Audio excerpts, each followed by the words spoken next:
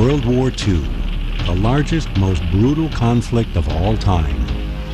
One of the most horrific aspects was the advent of the suicide bomber, the kamikaze. Now, for the first time in all color, a look at the men who were willing to embrace death and the devastation and agony they caused. These are the kamikazes.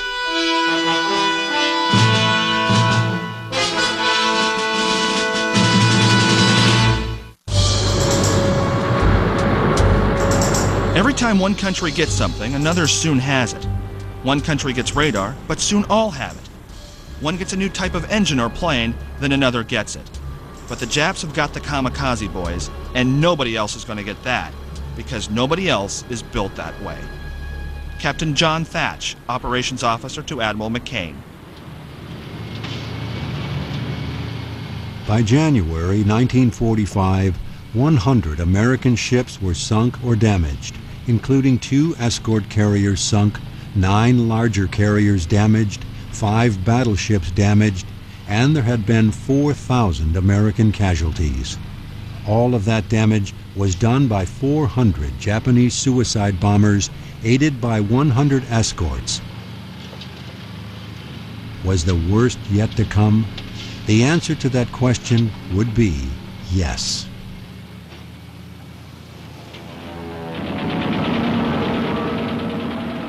The Americans were forced to abandon the Philippines in May 1942.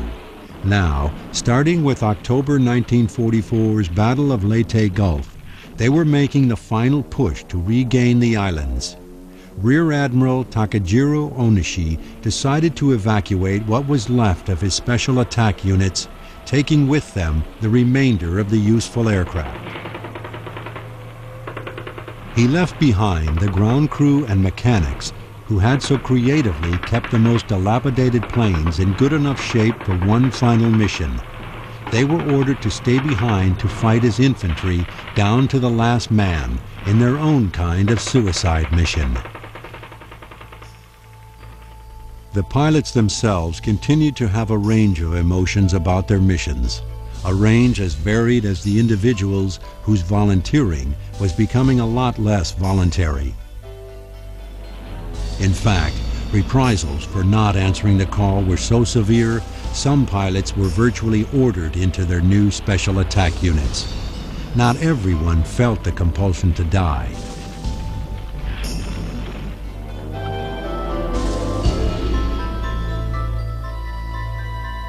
But the motives of each pilot were complicated.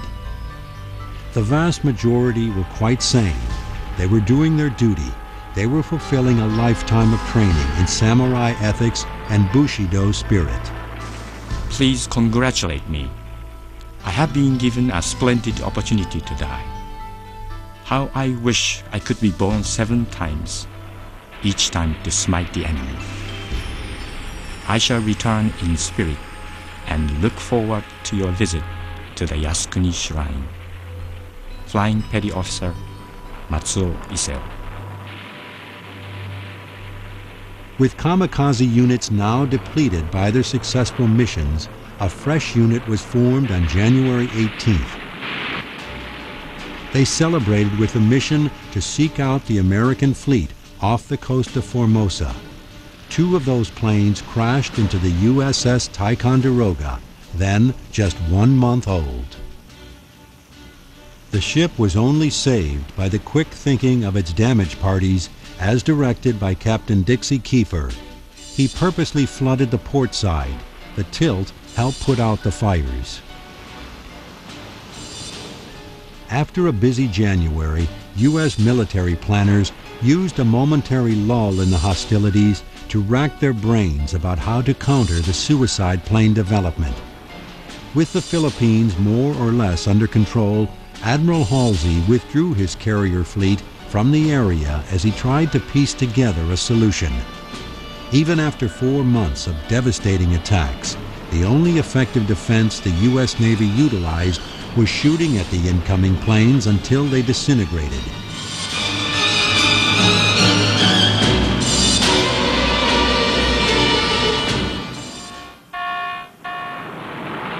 The kamikaze was not a contingency that had been anticipated by war planners. How were the Allies going to protect themselves against an enemy that wished to die?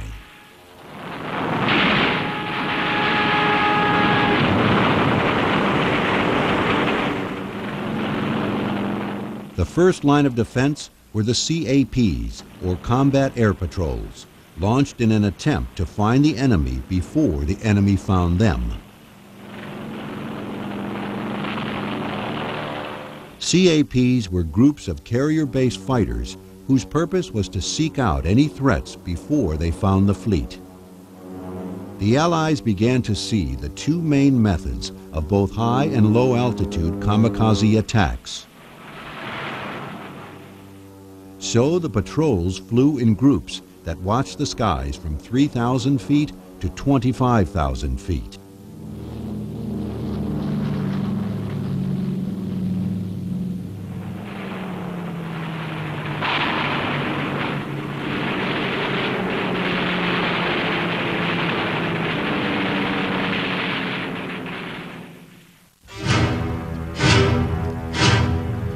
Better and more powerful fighters were coming off the assembly line to lead the patrols. These planes were built to match the speed of the Zeros and soon dominated the air. One of these new fighters, the F-4U Corsair, took out 2,140 enemy aircraft while only having 189 shot down.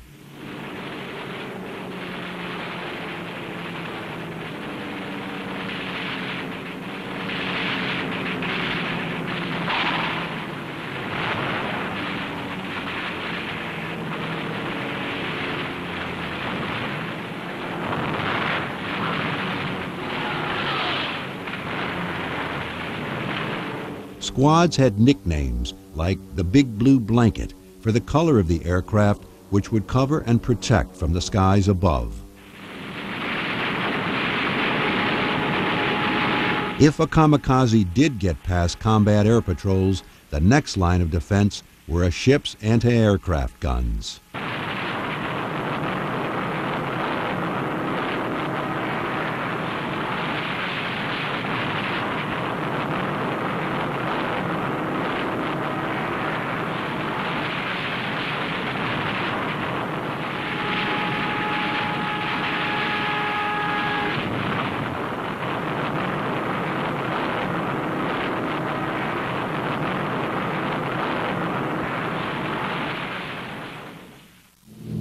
When enemy aircraft were in their sights, the Allies let loose with all they had. One of the most important advancements in the Allies' defense against kamikaze attacks was the development of the Variable Telemetry Fuse, or VT fuse, but to many it was really known as the funny fuse.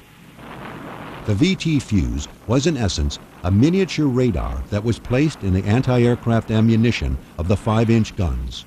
A shell equipped with a funny fuse would explode when its signal indicated there was an airplane in lethal range. The effect of the VT fuse was undeniable. Early in the war, only 25% of anti-aircraft ammo were equipped with proximity fuses, yet accounted for 50% of downed Japanese aircraft.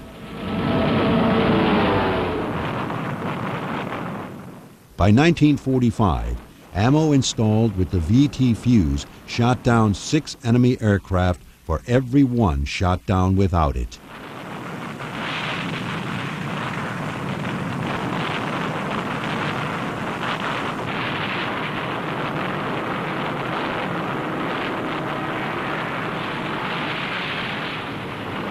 But even with an advantage like the VT fuse, the kamikazes were not deterred from completing their missions.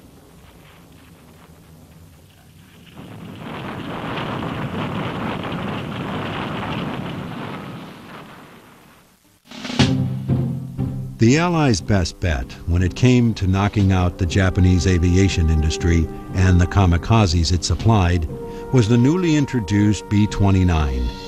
This new bomber was so huge, it earned the nickname Super Fortress, and it was the biggest aircraft on either side of the war. It could carry nearly 10 tons of bombs and promised to be the advantage that the Allies needed, but they had to get it within safe flying distance of the main island of Japan. Saipan in the Marianas Islands, which had been won by the Americans back in June 1944, was the closest airstrip, but it was some 1,500 miles from Tokyo. That meant that the fighters protecting the B-29s bombing Tokyo only had enough fuel to accompany them on part of the mission, and the bombers themselves had no place to land if they were damaged or had mechanical failures. But there was one island, roughly halfway between Saipan and Tokyo. The Americans targeted it as their next conquest. That island was called Iwo Jima.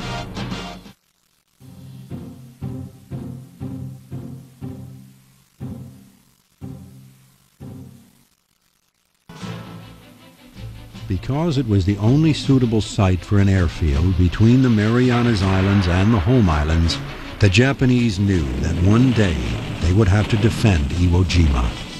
Since the beginning of hostilities, they fortified it with a network of caves and bunkers, the likes of which the U.S. Marines had never seen. On February 19, 1945, the invasion of Iwo Jima began. Facing the Americans were more than 20,000 dug-in Japanese soldiers. No more than 200 would survive to tell the tale.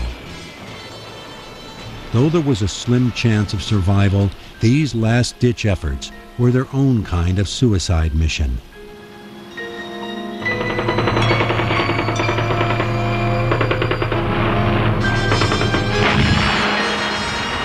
It was clear that the Japanese soldiers on Iwo Jima were calling on the same spirit and traditions that drove the Kamikaze Corps. The battle for Iwo Jima is remembered as one of the toughest ground battles in the history of warfare.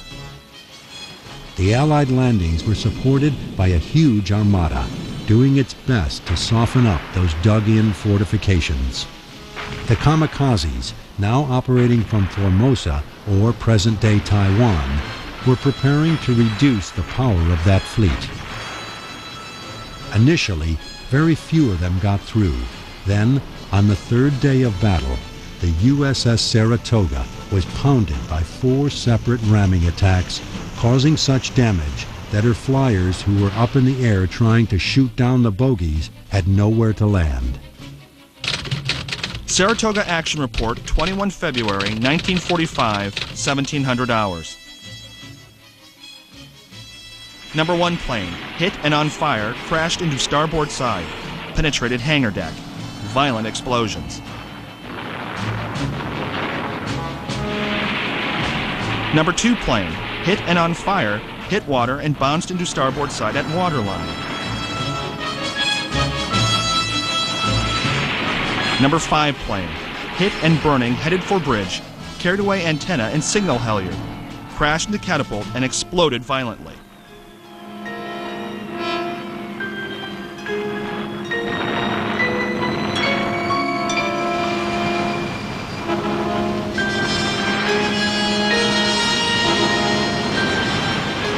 Number 6 plane, hit and crashed into airplane crane on starboard side. Rest of plane went over side. Nearby ships came to the rescue. This was hardly the one plane, one ship ideal that the Japanese admirals and generals wanted, but the multi-aircraft strategy had the desired result. Old Sarah survived, but would never return to combat.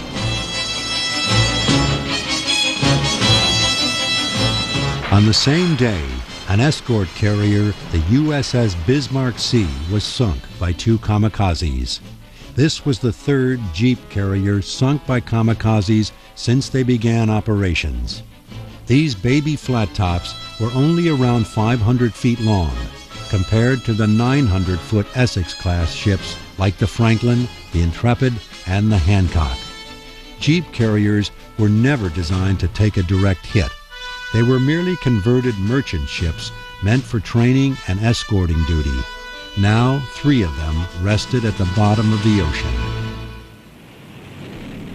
The combined support fleet off the coast of Iwo Jima saw just 24 kamikazes. Navy officials could only hope that the phenomenon was dying down. They couldn't have been more wrong. Though the losses to the Navy support ships numbered into the hundreds, they paled in comparison to casualties on the island, where 6,000 were killed and another 17,000 were injured. Finally, on March 16th, after nearly a month of ferocious fighting, Iwo Jima could be called Allied territory.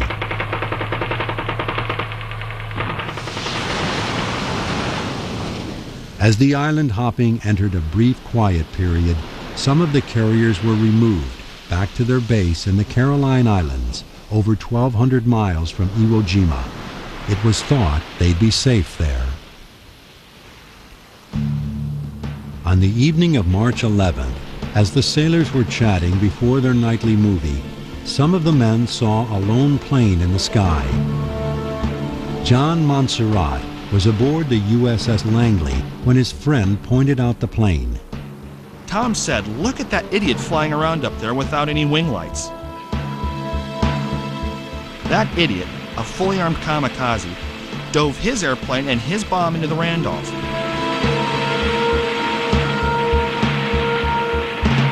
After a huge explosion, there was a stunned silence for a moment.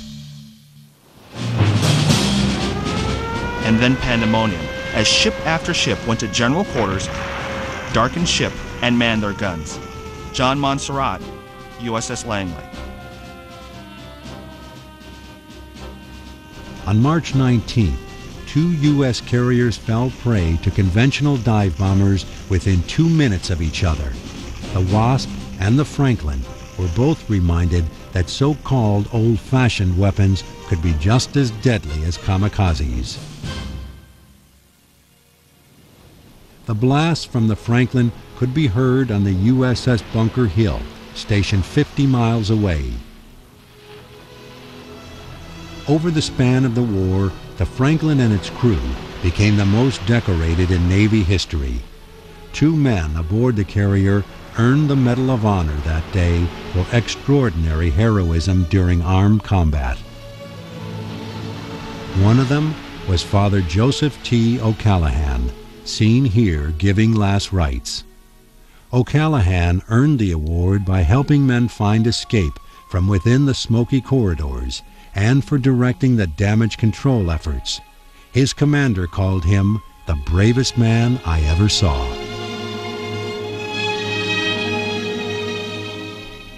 The USS Franklin had served in the Marianas and the Carolines. It had been the first carrier ever hit by a suicide bomber, and later rebounded after an even more serious kamikaze strike during the Battle of Leyte Gulf. But this attack was the knockout blow. The Franklin limped home to New York with a skeleton crew. The war was over for this Essex-class carrier. The kamikaze attacks shook Navy rank and file to the core. They tried to unwind, but the tension built daily. Clearly, they were never safe from a ramming attack, even in port. But they had no idea what other innovations of warfare the Japanese military was concocting. As the Allies prepared for their next move, carrier planes from the 58th Task Force witnessed something that defied description over the Japanese home island of Kyushu. Some new kind of winged bombs were strapped to the bottom of Mitsubishi bombers. The Allies had no way of knowing at the time that this was the next escalation of the divine wind concept. What they were looking at was a true death machine.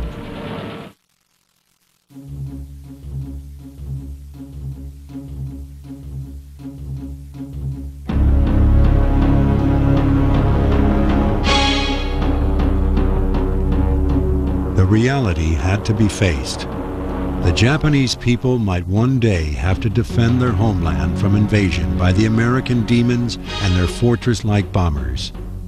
They did what they could to protect themselves from these bombers, but the protection was designed for American B-25s. While the weapon of choice now for the Allies would be the massive B-29. B-29s fly at 30,000 feet. The surface-to-air missiles placed around Tokyo reached only 25,000 feet. To make matters worse, the Japanese fighter planes could not reach those altitudes either. The result was an air superiority that would thoroughly demoralize the Japanese military. After the capture of Iwo Jima, firebombing raids on Japanese cities started in earnest. And since most Japanese buildings were constructed of timber and pulp products, the incendiary bombs were viciously effective. On March 10th, more than 1 million were left homeless by the American air raid on Tokyo. Approximately 100,000 people were killed, and the super fortresses just kept coming. It seemed that there was nothing the Japanese army could do about it. Again, Japan was shocked at its vulnerability. No one more so than the newest advocate of the Kamikaze Corps, the head of the 5th Air Fleet. The enemy comes into our imperial city at high altitude and carries out indiscriminate bombing. It is a complete shock to see them do such things as bomb a shrine. Vice Admiral Matome Ugaki. Ugaki and his colleagues could come up with only one way to protect themselves against the B-29, which they begrudgingly gave the title of B-san, a mark of respect. They were called Tayatari, or ramming attacks, but the American aviators lumped them in with other suicide missions and called them kamikaze. Simply put, Japanese aviation engineers took all shielding and guns off their fighter planes to make them light enough to reach the same altitude as the superfortresses. Now that pilots could reach them, they were told to put themselves in between the B-sans and the homeland. The name of the new unit was Shinten, or earth-shaking, and they held to the idea of Keshtai, or dare to die. Many did just that.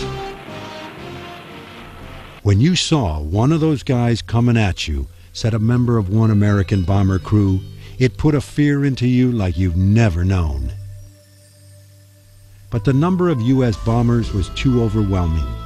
The firebombs made some in Japanese society even more dedicated to the quickly disappearing dream of victory. After all, they had been told for years of the nightmare scenario in which American demons would wipe out their nation and take their women. It is not for the Emperor, nor Japan, that I undertake this suicide attack, but solely for my beloved wife. Lieutenant Yukio Seki, 201st Air Group. But the violence also led others to wonder what they were fighting for, and if there was a way peace could be achieved without the complete destruction of their nation. It leaves a bad taste in my mouth when I think of the deceit being played on innocent citizens by some of our wily politicians. But I am willing to take orders from the high command and even from the politicians because I believe in the polity of Japan. Ensign Yamaguchi Teruo.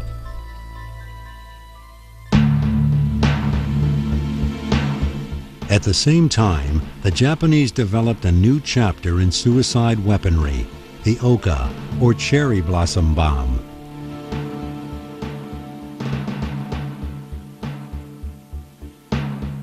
The first good look the Americans got at these suicide machines were several Oka-11s captured on Okinawa. Equipped with no takeoff or landing gear, these were true suicide machines. So simple in design, yet their rockets could propel them to 600 miles per hour. They were only 20 feet of tin and plywood, but each carried 3 rockets and 1,800 pounds of explosives. But how did they work?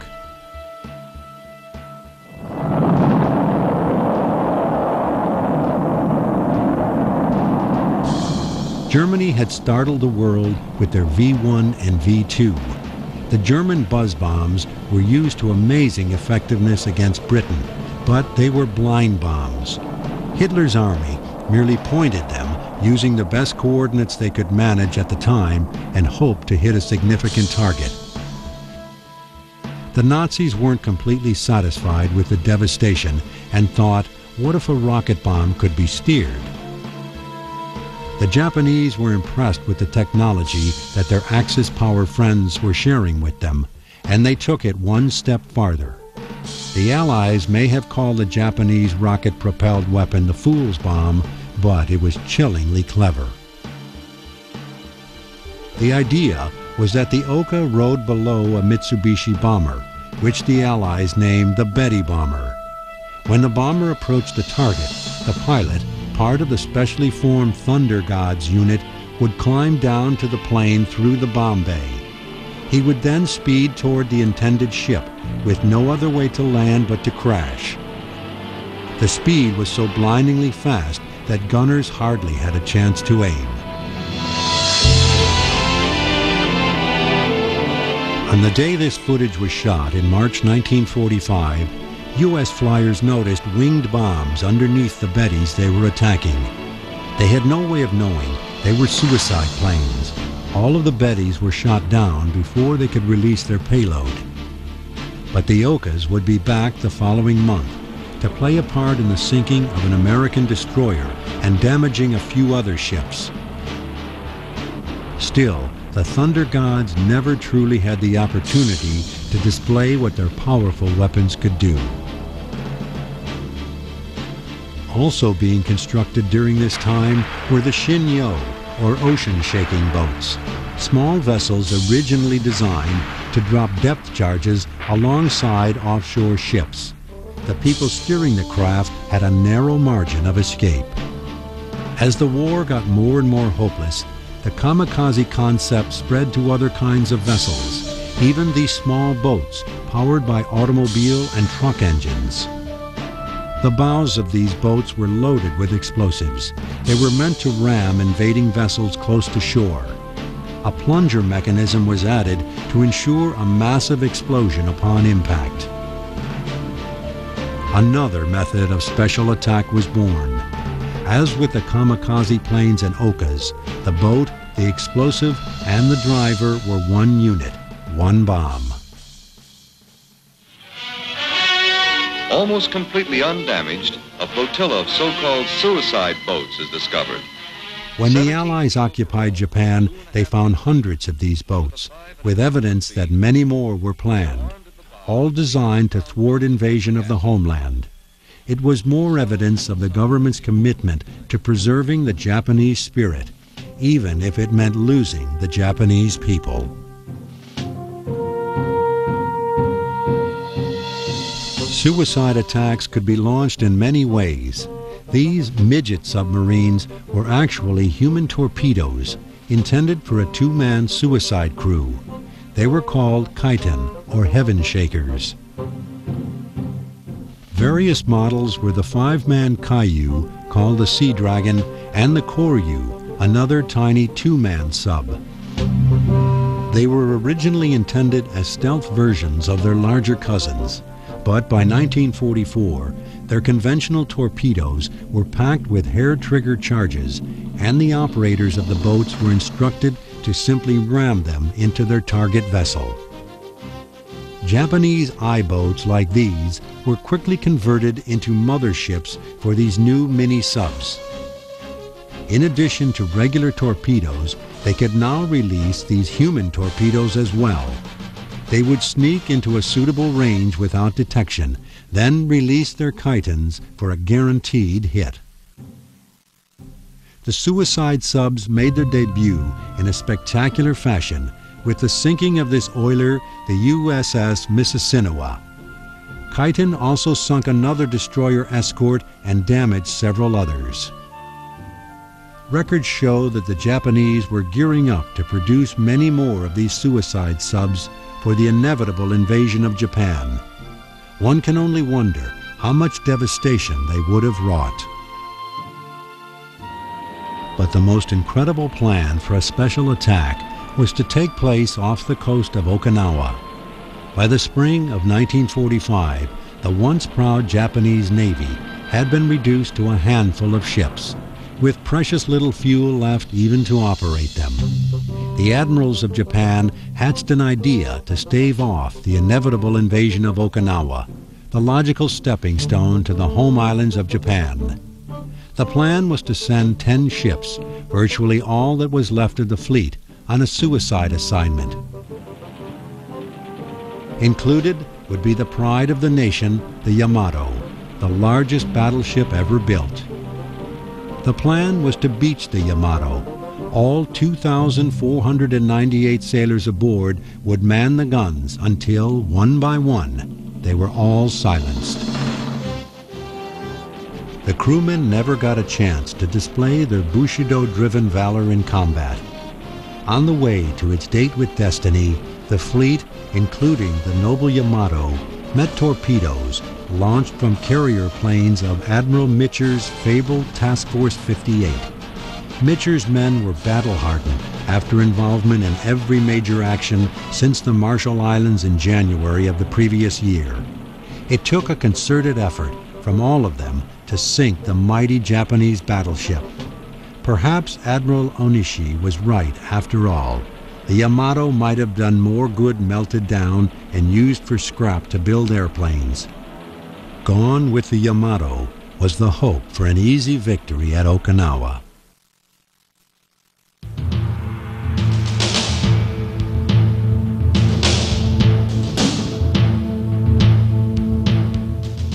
On the island-hopping campaign toward the Japanese main island, Okinawa was the next logical place for the U.S. to strike.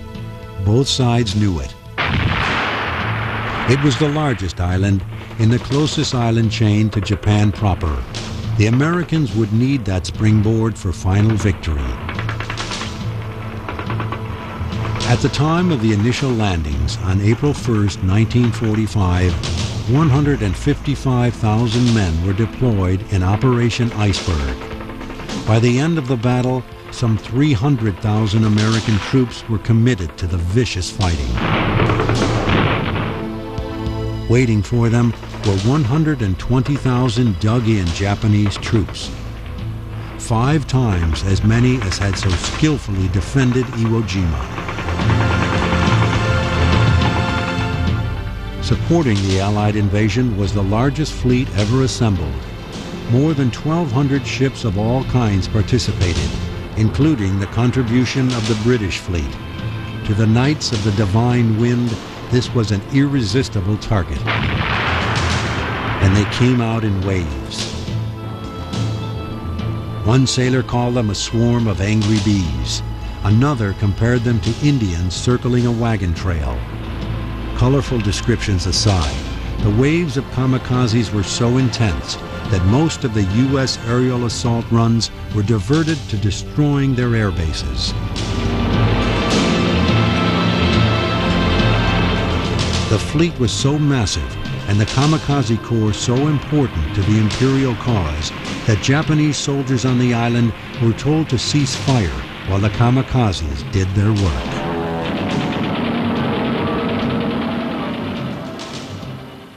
In this final year of the war, Admiral Mark A. Mitcher was the leader of the fast carrier group Task Force 58. Considering the kamikazes' love of destroying flat tops, that was a dangerous position to hold. Early in the battle, the well-liked Mitcher decided to make the Bunker Hill his flagship. He was often on deck in his famous baseball cap.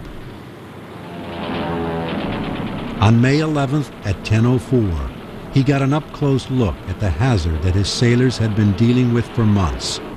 A Zero sneaked past a combat air patrol and smashed into 34 planes on the deck of the Bunker Hill. Less than a minute later, a Judy smashed through the aft flight deck. The whole thing happened less than 100 feet from where the Admiral was standing. The Bunker Hill would go on to fight another day, but 353 of its men, including 13 from the Admiral's staff, wouldn't.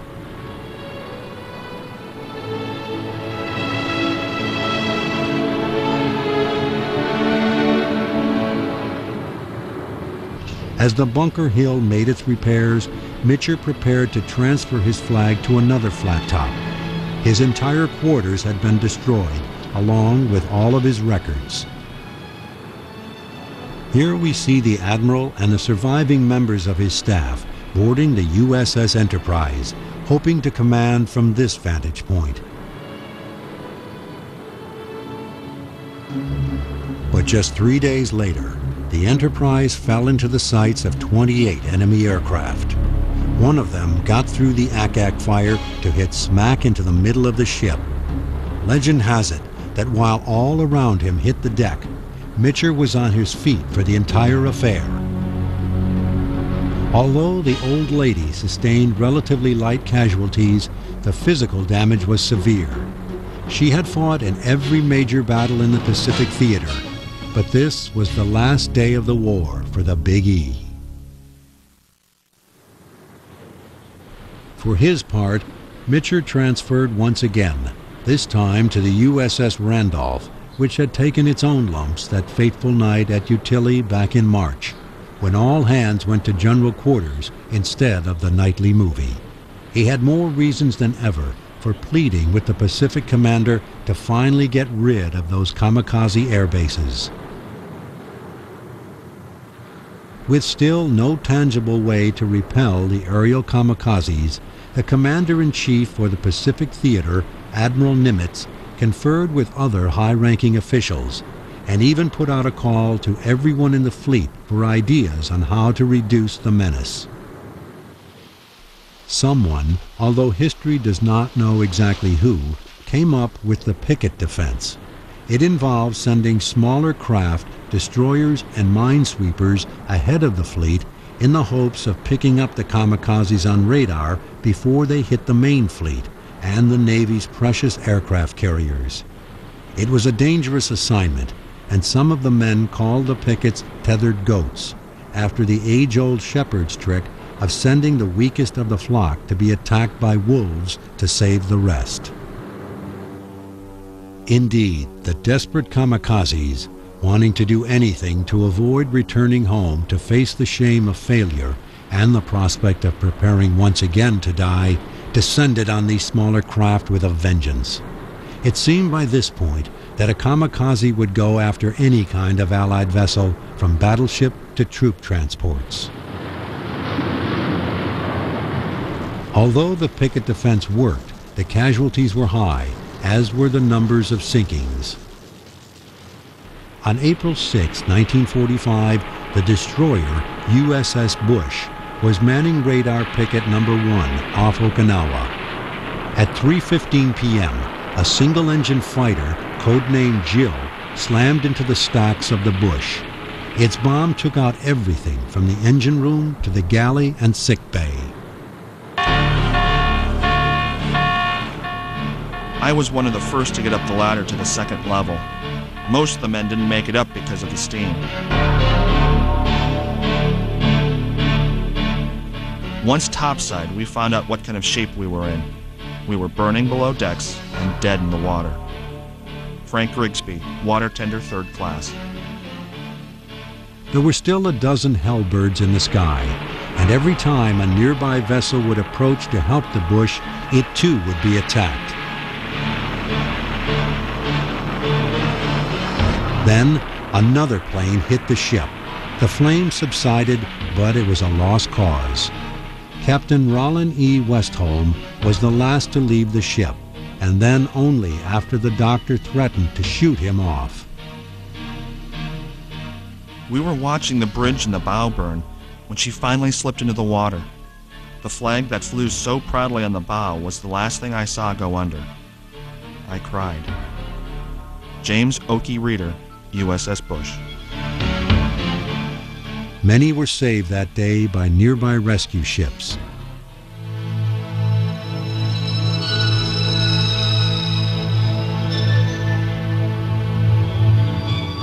It took 2 months to neutralize the deeply dug-in garrison of soldiers at Okinawa. Combat had been more ferocious than ever as the suicide concept extended to the ground war. Human bullets, soldiers with explosives strapped to their bodies took out tanks. Again, there seemed to be no defense against someone bent on sacrificing himself. The Japanese people braced for the invasion of the homeland. Ordinary civilians were being organized into their own suicide brigades, while the entire military was put on notice to convert to special attack duty. Leaders envisioned a force of nearly 100 million, all willing to kill themselves in the effort to repel the invaders. Radio Tokyo boasted that the sooner the Americans attacked, the better. With victory so distant and devastation so near, the Emperor's subjects continued to fight. Even if we are defeated, the noble spirits of the Kamikaze Attack Corps will keep our homeland from ruin. Without this spirit, our nation would cease to exist. Admiral Takijiro Onishi. The Japanese military stepped up its production of suicide submarines, and a bold plan was formulated to launch the Okas from catapults at the invading Allied ships in order to overcome the lack of aircraft to carry the human bombs. And still, aerial kamikazes continued to strike. Through June and July, they attacked any ships they could reach. As July became August, nearly 5,500 planes of all kinds were earmarked for one-way missions, and an equal number of pilots were in training for special attacks. If all of these planes were actually launched, this horrible war could have been prolonged even further, causing unimaginable agony on both sides.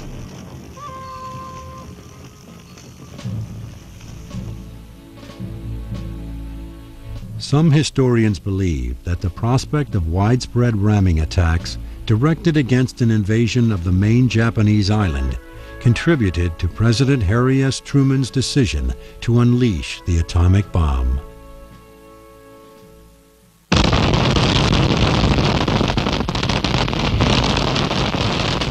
The horror of the atomic bombs may have brought about the end of the war, but it also opened up a new chapter of fear and panic. The West could not understand how the military could organize suicide bombers against military targets. The East could not understand how the United States could kill so many women and children in Hiroshima and Nagasaki.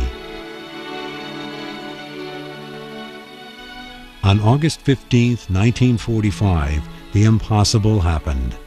The voice of the sacred crane was heard for the first time by his subjects. The Emperor made a radio address informing Japan that he was ready to call a halt to the war. His subjects had been prepared to fight to the end, and now they were giving their country to their mortal enemy.